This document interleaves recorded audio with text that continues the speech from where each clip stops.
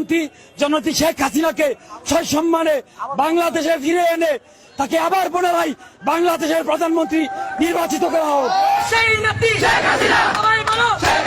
বঙ্গবন্ধু শেখ মুজিবুর রহমান তার ভাস্কর্যের উপর অবমাননা আর সহ্য করার মতো নয়। যেই মানুষটির জন্য যে মানুষটিটাকে সারা বাংলা ঐক্যবদ্ধ হয়ে এই দেশকে স্বাধীনতা অর্জন করে দিয়েছে, সেই জাতি আজকে আমরা শিক্ষিত মেধা অর্জন করেও আজকে সেই ব্যক্তিকে আমরা অবমাননা করছি।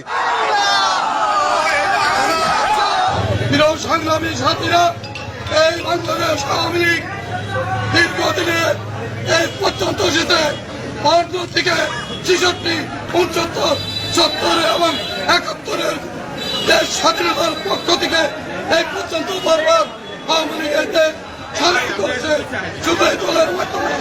তাই আমি বলতে চাই, আমাদের দলের স্থপতি বঙ্গবন্ধু শেখ মুজিবুর রহমান তার ভাস্কর্যের উপর